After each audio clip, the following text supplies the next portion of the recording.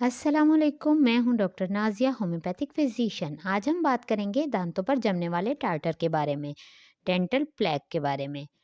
इसके लिए मैं आपको एक माउथ वॉश बनाना बताऊंगी जो कि घर की ही दो चीज़ों से बन जाएगा।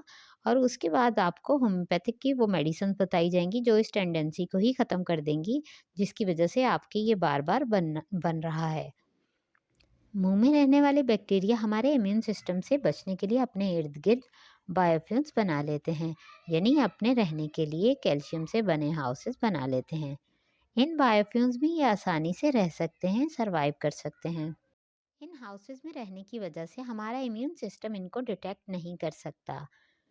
ये इस तरह ज़्यादा अरसे तक ज़िंदा रह सकते हैं। सिर्फ हमारी बॉडी ही नहीं, ये हर जगह जहाँ पर भी बैक्टीरियाज रहते हैं अपने आप को सेव करने की कोशिश करते हैं और अपने आसपास एक लेयर क्रिएट कर लेते हैं।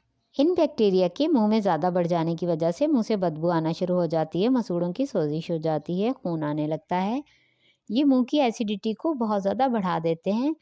3.5 3.7 तक भी ले जाते हैं। इतनी ज़्यादा एसिडिटी बढ़ जाने की वजह से हमारी बॉडी के अंदर डीकैल्सिफिकेशन का अमल शुरू हो जाता है। डीकैल्सिफिकेशन का मतलब ये है कि हमारे हड्डियों और दांतों में से कैल्शियम निकलकर सिस्टम में आना शुरू हो जाती है, जहाँ से ये बैक्टीरिया हमारी कैल्शियम को लेकर अपने काम में इस्तेमाल में लेकर आते हैं। मतलब टार्टर बनाने का, अपने हाउसेस बनाने का काम सरंजाम देते हैं और उसके अंदर छुप कर रहते हैं ताकि अ, अपनी ग्रोथ में ज़्यादा से ज़्यादा इजाफा कर सकें और हमारे इम्यून सिस्टम से बच सकें। इसी वजह से दांतों में कैल्शियम की कमी होना शुरू हो जाती है और दांतों में कैविटीज़ लगना शुरू हो जाती हैं या दांत टुकड़े टुकड़े होकर झड़ना शुरू हो जाते हैं। इसलिए हमें मुंह की पीएच को बरकरार रखना चाहिए।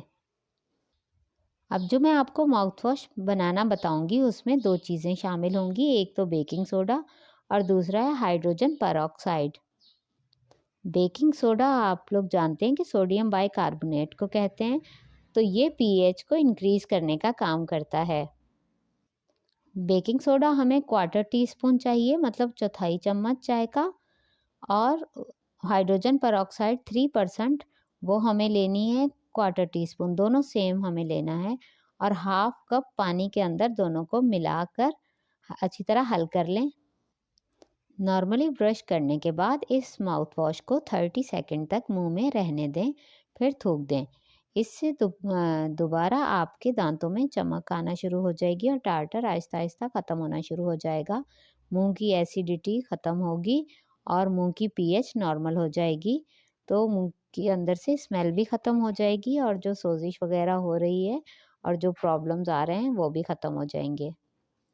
इस तरह होम्योपैथिक में भी इसके लिए बहुत ही ज़बरदस्त मेडिसिन्स हैं जो कि बहुत बार आजमाई जा चुकी हैं। वो टार्टर को भी ख़त्म कर देती हैं और इस टेंडेंसी को भी रिमूव कर देती हैं, जिसकी वजह से ये बार बार होता है क्योंकि स्टमक में बहुत ज़्यादा एसिडिटी बढ़ जाती है।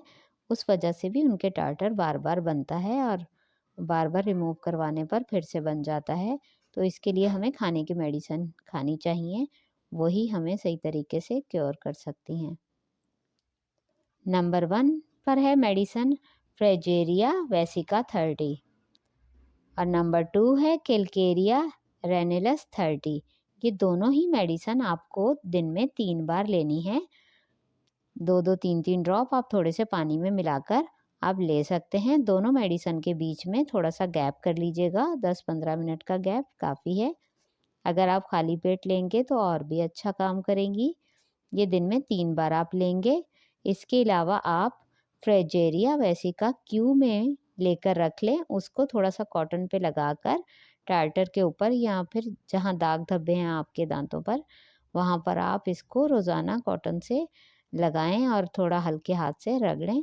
तो इसके साथ भी टार्टर उतरना शुरू हो जाएगा।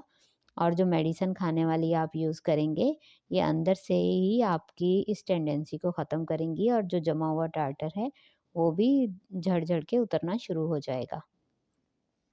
ओके, खुदा हाफिज़।